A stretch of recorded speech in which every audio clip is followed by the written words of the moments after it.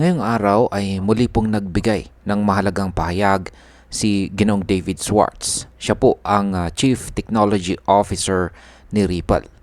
At ang kanyang mahalagang pahayag ay tungkol po sa isang matagal ng kakayahan ng XRP Ledger or XRPL. Ayon po sa kanya, posible pala para sa mga institution na maglipat ng value gamit ang XRPL kahit hindi po sila direktang nag-hold or humahawak ng XRP, maliban na lamang sa maliit na halaga para sa transaction fees. Kaya ang ideya na ito ay base po sa konsepto ng trust lines na matagal ng bahagi ng disenyo ng ledger. Kaya yan po ang siyang ating pag-uusapan sa video na ito. Pero bago po tayo magpatuloy ay pakibasa na lamang po muna ang disclaimer dito po sa ibaba ng ating screen. At ayan, simulan po natin sa ating unang katanungan kung paano po nagagamit ang XRPL kahit wala pong XRP. Sinabi ni Ginoong David Schwartz na may paraan para makipag-transact sa XRPL kahit hindi hawak si XRP or kahit walang XRP holdings.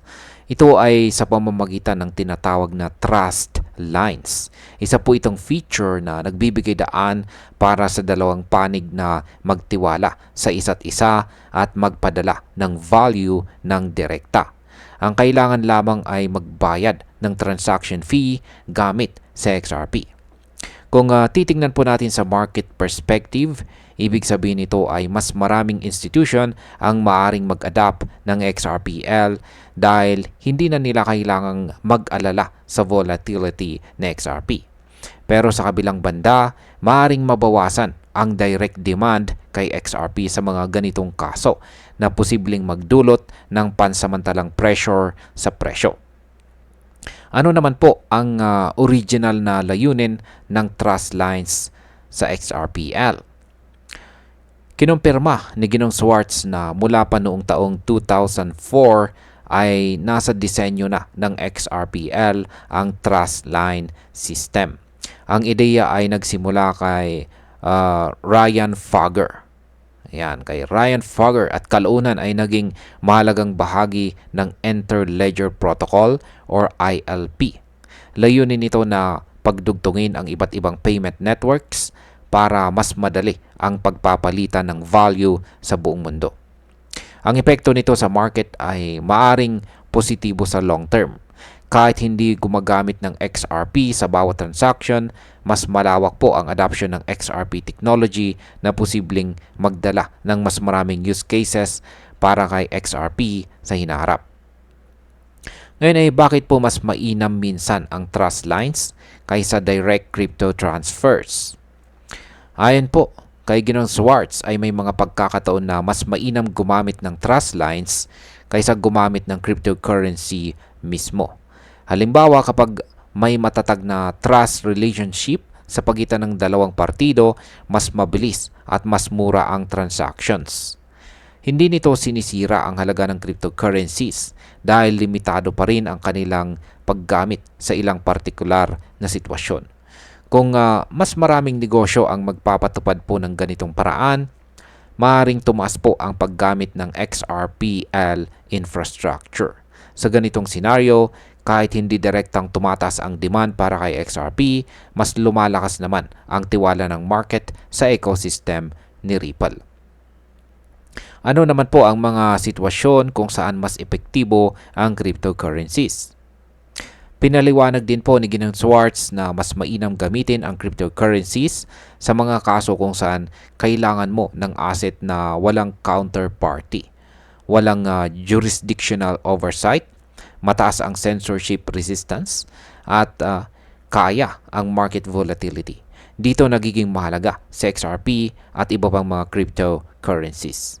Ang ganitong paliwanag ay nagbibigay po ng malinaw na direksyon para sa market. Hindi ibig sabihin na mawawalan ng gamit sa XRP kapag gumamit ng trust lines. Sa halip ay mas magiging malinaw kung kailan dapat gamitin sa XRP at kailan mas epektibo ang ibang paraan. Ngayon ay paano naman po gumagana ang value exchange gamit ang trust lines? Binigyan po ni Ginong Swartz ng halimbawa sina Alice at saka Bob na may trust relationship. Maring mag-extend po sila ng credit sa isa't isa at mag-settle kada linggo o kaya ay magbukas ng payment channel sa XRPL. Halimbawa, kung si Alice ay tumatanggap ng Bitcoin at si Bob ay nagbibigay ng cash sa kanyang tindahan, pwede pong gamitin ang XRPL o ILP para mapagana ang transaction. Sa ganito pong setup, kahit walang XRP na ginamit bilang main medium of exchange, ang XRP Ledger pa rin ang infrastructure na nagpapatakbo ng proseso. Ang impact po nito sa market ay nagbibigay daan sa mas maraming paraan para gumamit ng XRPL kung saan maaari pong magresulta sa mas malaking ecosystem growth.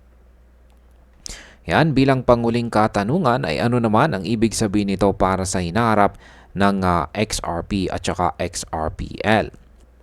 Ayon po sa XRP community member na si Wrath of Kahneman, ang paggamit kay XRP ay nakadepende po sa context.